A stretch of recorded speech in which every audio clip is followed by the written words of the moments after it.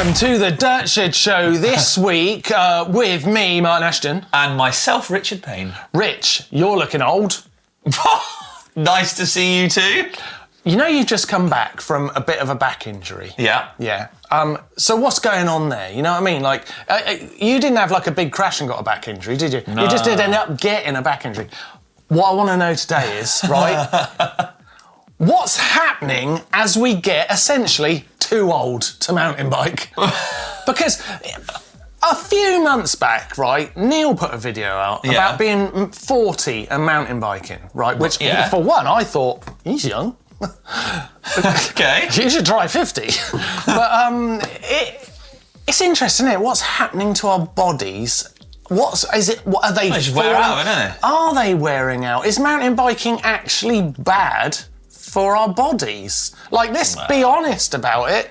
We're promoting mountain biking all the time. 100%. A lot of our viewers are, you know, young and sprightly, and it's not an issue. But some of the other ones, I'm not pointing at any of you, are more our age. Sorry, your age. Not. Whoa! Yeah, sorry, I put you in a bracket you didn't belong.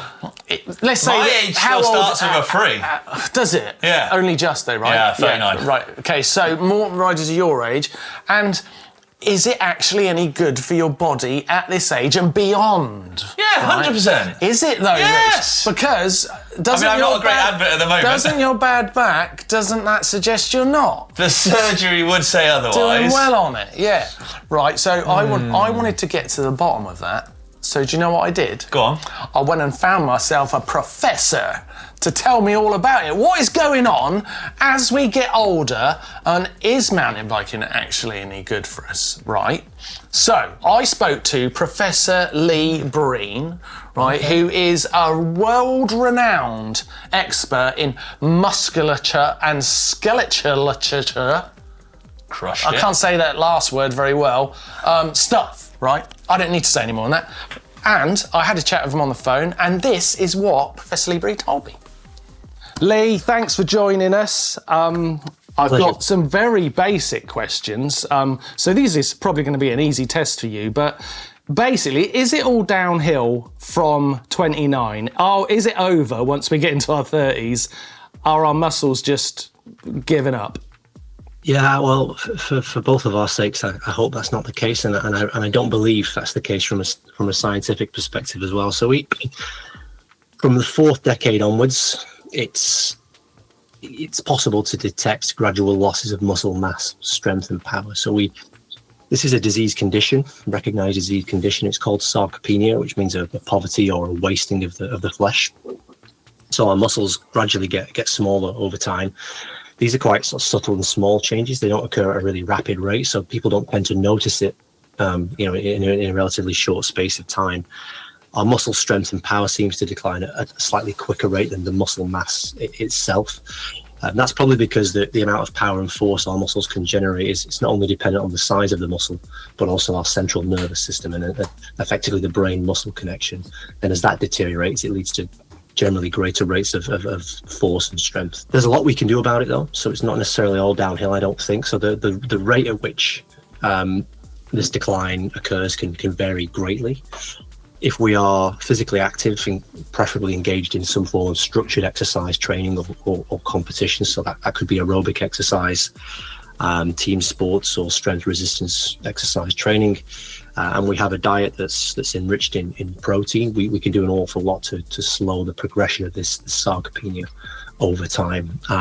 What we ultimately want to do is try to avoid reaching a diagnosis of sarcopenia in our 60s and 70s. So when levels of muscle mass, strength and power in your arms and legs go so low, you can reach a threshold for a diagnosis, and that's problematic because it can be difficult to come back from that, and it also increases the risk of almost every disease condition, non-communicable disease condition you can think of, which is obviously a very expensive problem for society to try and solve. Yeah, right. So would sarcopenia also be what's happening when we just feel like kind of, you know, as we get older and you think about a morning where you're going to go out on your mountain bike and you just feel like stiff and more rigid than you used to, like your body doesn't want to bend as much? Is that all still part of the same problem?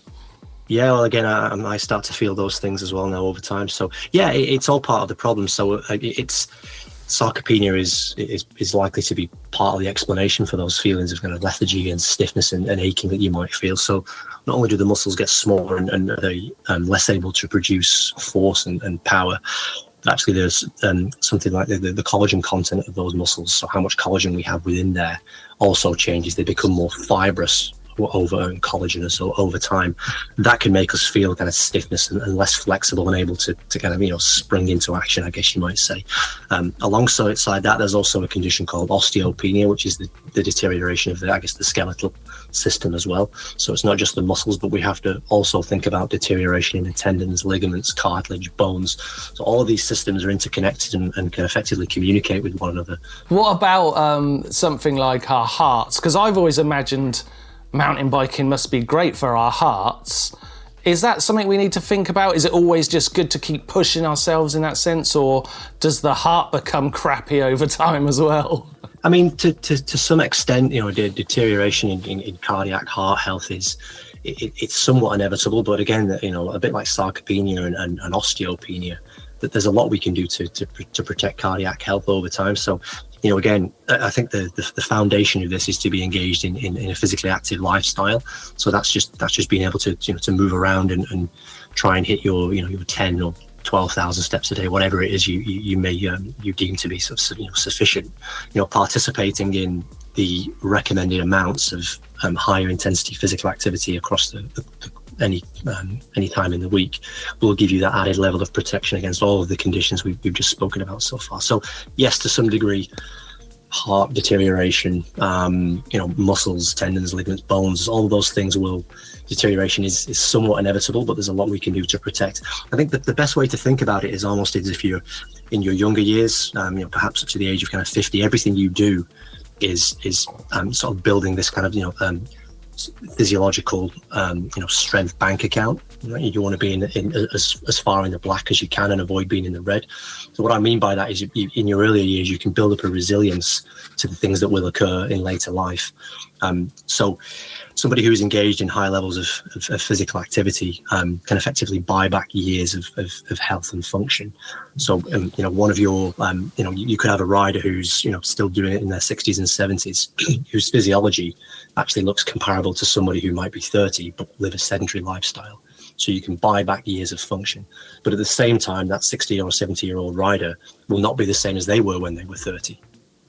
Point is they had a higher starting point from which they deteriorated, so they've effectively bolstered that bank account and they've afforded themselves a degree of loss, I would say. I love that way of thinking about it. I've never thought about that we're all building up a little bit of a bank account for our future lives.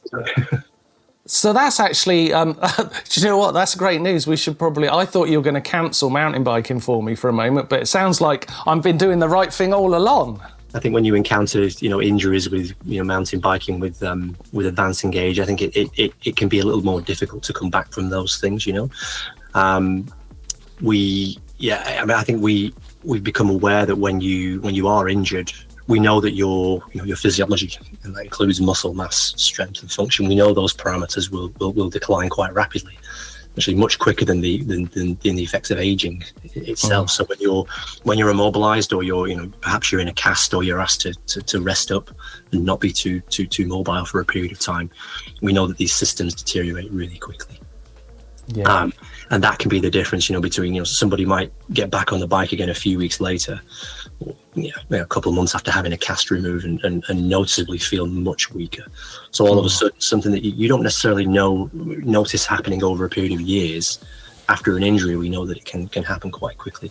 And the issue we've got to try and get over is that with advancing age, it appears that it's more difficult to get back to where you were in physiology terms after an injury. So restoring muscle mass, strength and power after you've been immobilized and injured for a while gets harder to do as you get older. Effectively means when you've had an injury, like for instance a broken arm or something, or keep the other limbs moving, working during that recovery period, so that you don't lose that advantage you've built up, basically. Yeah, absolutely. With the immobilized limb, there's obviously not an awful lot you can do. I mean, there are, people are developing, ways and means to try and stimulate muscles, tendons, ligaments indirectly when, for example, you might be in a cast. Those therapies are not necessarily the easiest things for the average person to access them. But yes, you can exercise the other limbs, and if you do that, you can maintain some level of kind of neural input. So again, this brain muscle connection might be quite well supported if you remain physically active and you try and complete other forms of exercise, and that could slow the deterioration and effectively leave you in a better position when you're able to get back in and resume exercise. Amazing. Thank you so much, Leigh. Thanks for joining us on the Dirt Shed Show. It was great to hear that mountain biking might be gaining us those days, like you mentioned earlier. It's a good way for us to think about it. Thanks very much. Pleasure. He's a clever guy. He's a clever guy, and he didn't really say mountain biking was bad for you. Agreed. It can be, obviously through injury. That was clear.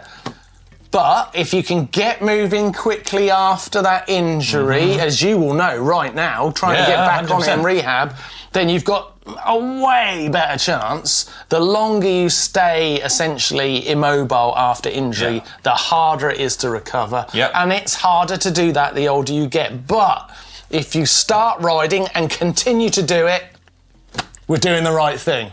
We can continue to promote mountain biking. Thank goodness. I thought I was going to have to quit after the show. Yeah, I did. I'm actually quite relieved. Thank you, Professor Leigh Breen. Lovely to have you on the show. I think we're going to do some more videos with him, actually, because he seems like he knows what he's talking about. Can I borrow you, sir? Yeah. Let's head over to someone else now who does know what they're talking about. It's Tom with the news. What's up, everyone? A bit more calm and collected this week as mountain bike news hits a lull post Sea Otter. Still a couple more products for you though. First up, the Crank Brothers Trail Speed Lace shoes. 2 new shoes from Crank Brothers built around those existing mallet and stamp platforms, but this time incorporating a speed lace system. Gum soles everywhere, dark green or sand colours available. The stamp will retail at 160 UK pounds and the mallet at 180, both models £40 cheaper than their top of the line BOA counterparts. Bluegrass have added a range of camo edition colours to their helmet models. The Vanguard Core, Jetro, Rogue Core and Legit MIPS all get the treatment. And they've got new shorts too, the Aura and the Arto. We've actually got the Artos for a bit of show and tell here. These are covered in protection, no chamois on these, just the EVA foam inserts strategically placed in order to protect you in the event of a crash. The Aura short does contain a liner, but also has some hip protection in there too. Both shorts employ breathable materials and silicone grippers everywhere. €120 for the Aura, €100 for the Arto. Clothing company Liat are coming to the table with a ceramic-coated magnesium alloy range of components. Their Ceramag line consists of either clipless or flat pedals and a stem. Since you're likely only fussed about magnesium components for weight reasons, the flats are an impressive 248 grams per pair, the clips 298 grams per pair, and the stems about 100 grams depending on length. And yes, that is titanium hardware on all of those, so let's not go into the price. There is, however, a Ceramag collection with steel hardware, all in grey colour or aluminium versions available, which come in silver, bronze or black. Melon Optics have released their Vantage photochromic lens collection. I actually got to try these at a race last year, shout out Ben from Melon. Essentially, how they work is the lens will get darker if there is more light, and lighter when there is less. There's also light filtering to give you good balanced colour perception, and a mirror coating, so they never fade to fully clear. The lens will always keep its colour. They're available for pre-order now on a range of classes. Check out the website for more info. Camelback have released the HAWG20, which is the first backpack to have built-in Reco technology. It's made from recycled Cordura with a DWR treatment, waterproof zips, and 9 storage compartments. It's of course fully adjustable to a range of torso shapes and sizes, can accommodate an impact protector and a 3-litre crux reservoir, and it comes in black or sand colours. But including that Reco panel in there ultimately makes it much easier for rescue professionals to find you in the event that something goes wrong out there. Canyon are launching updates to the Spectral AL. 150 front, 140 rear, mixed wheel or full 29er, essentially taking the Spectral CF and cooking it down to the essentials to get the same geometry and suspension platform, which results in a very similar all-rounder, playful feel to the ride at a cheaper price point. There are 3 builds starting at the AL5 with Shimano Dior and RockShox Lyric for €2,299. The AL6 mid-tier is €2,999 and gets you a Performance 36 fork and Shimano SLX, whilst the top of the tree, the Fabio Widmer edition, will set you back €3,999, but comes equipped with RockShox Ultimate suspension, SRAM AXS and tricked out paintwork. Some sad news to end out on. After showing new bikes at Sea Otter just a week ago and releasing their first ever e-bike, Revel Bikes are shutting down, stating that they've run out of financial runway amid industry pressures with $8 million worth of debt. Sounds like warranty support will end, so it's tough for Revel owners out there, but you've also got to remember the people behind the brand. It's got to be tough for them too right now. We hope everyone out of a job lands on their feet. All right, that's my time this week. Let's crack on with the show. Caption Bodges! Nailed it! That's the best one I think that's ever Pretty been done. wild, that. My God, we've got a crew and singing coming up. No, we don't. Let's do some hacks and All bodges right. now. First one from James England. A bag. Yeah. A bag. Yeah. This is the simplest. I put this one in first because it's the simplest of hacks and bodges. It's essentially the trusty zip tie comes to the rescue. Fixes everything. Yeah, again. It literally fixes everything. There's no chance that James is going to win this week, but I just wanted to remind the world of the zip tie. If you're going out mountain biking, please find somewhere for some zip ties on your bike. You won't regret it. That's all I wanted to say. It's pretty good. I mean, there isn't much confidence. No. Next up, we've got David Gutierrez. And this is a good one, actually. Yeah, it is actually. Keychain ring provides quick fix for broken shoe. An Etnies culvert. I like the fact that he's named and shamed the brand. Harsh, and but fair. ankle support and strap buckle. Yeah, great. I mean, that's a good. That Good is fix. a good bodge, isn't it? Well, it's a good example of like sometimes just like a problem just needs a very simple solution. Yeah. So when something's gone wrong, rather than panic when you're out on the trail, rather than like, oh my God, we're never going to make it back, think, hang on a second. First principles, what could I do to solve this? What does this problem actually need? And it might be something as simple as a little ring. The only problem is if you haven't got that ring. Luckily, A zip tie would have worked. a zip tie. A zip tie would And have yet worked. again, I drill the zip tie into your mind. Yeah, this next one then is from Alan Harper, and this is a See basically. you do that with a zip tie. Yeah, this one is not zip tieable. A homemade bash guard for his e-bike by the looks of it. So after breaking my motor guard 3 times, I thought, why plastic? Of course it's going to keep breaking.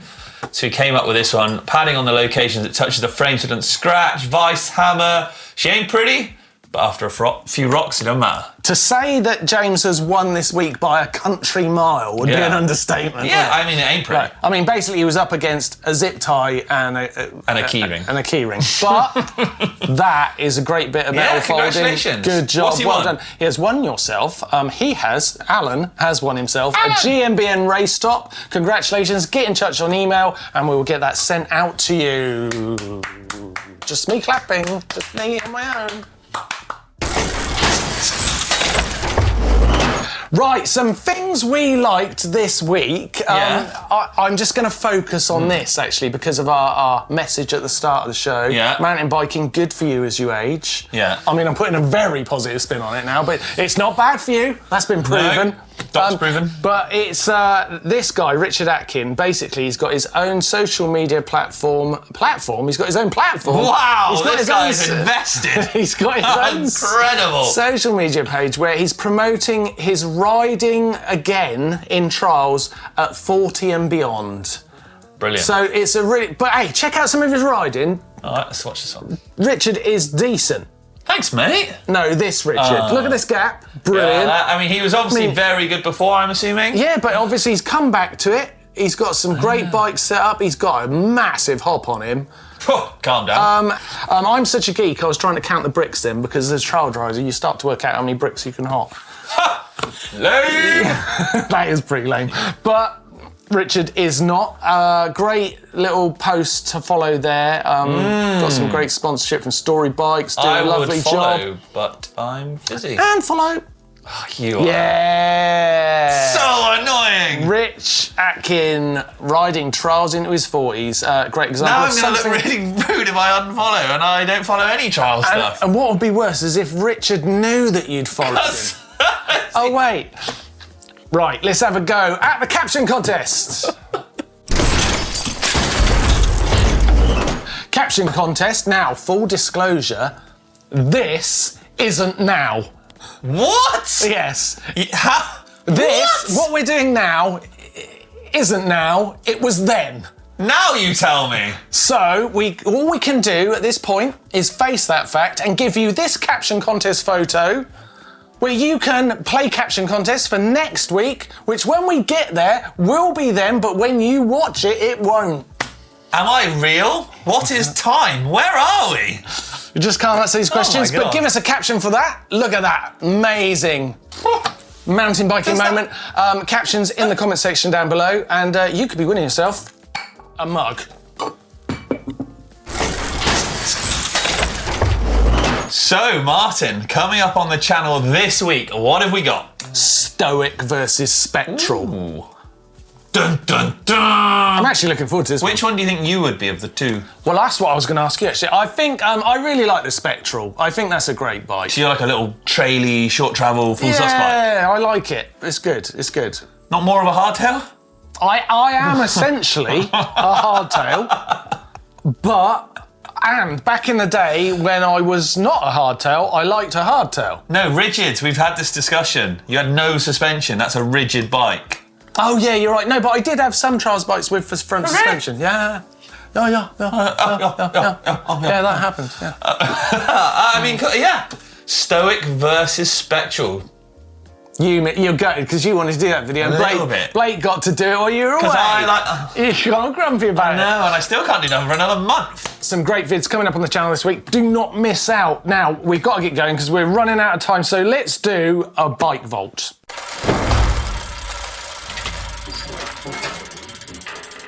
Bike vault time. Let's do it. First bike, a Polly. Play. Polly from Keith Westwood. Westwood. I would love to have seen him bunny up that gate. That would have been super nice. Okay, what about the bike? It's got super nice now. Hey, fair dues. Well Nice. done. Next up, we have got... Hang on, that's Keith Westwood again. How many Keith. bikes has Keith got? Keith. God, that's sneaky, that is. He is. Not Yeah, well done, it's a Keith. Custom painted propane tie. It's nice that though, isn't it? I like that. Yeah, let's give that. Well, that is a super. Yeah, that's cool. Yeah, okay. Well done, Keith. Keith, no more. Yeah, he's Hang on. got good Jimmy. timing. He's got good timing, Keith. This is Jimmy's nuke-proof Giga. I used to love this bike. Yeah, that's This is super a nice. flipping good bike. That's super nice. Yes, give it a shake. Somewhere sunny in the Thank UK. you very much, Jimmy. Next up, another sunny day in the UK. Crazy Skater. What are you thinking we on got? that mud guard, Rich? No, I didn't see that until you said it. But I do like the view. And I like the bike. I like the yellow grips and yellow pedals. They tie in with the yellow decal on the frame. It seems really harsh to not give a GT a super nice these days.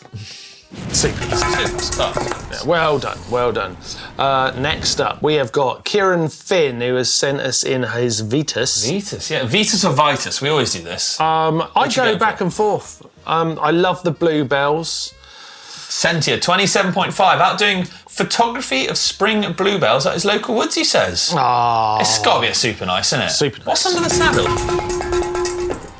Something under the saddle. I don't know, I quite like that. Yeah. good well work. done. Next up, we've got, oh, look at this. Love a trig point shot, but I am a little bit concerned. Do you know why? Go on. It's the frame just leaning on the stone like that. Oh no, I hadn't Why noticed would you? that. Come on, Oh, who's that's Chris Owen. That's a guaranteed scratch. Why would you do that? I don't know. We almost feel like we need to give him a super nice, but take it away for being naughty. Like a rewind. Because it's a super tie, nice. but it's a Sonder tie as well. It's really Yeah. nice. It's a super. Go on, super nice it. And then we'll rewind. Yeah, no. Super nice. Yeah, that was lame. Next up, we have got Matthew Wallace. Talking of lame things. Hang on a minute. He's on a Come serious on. bike pack trip here, and we're on our bike packing t-shirts. Well, all right, good plug. Yeah, so But super nice. Super nice for the bike packing t-shirts.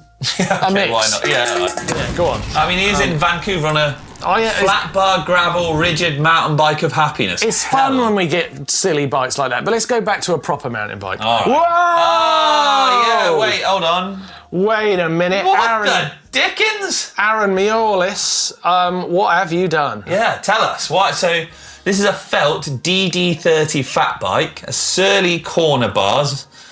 I mean, I hate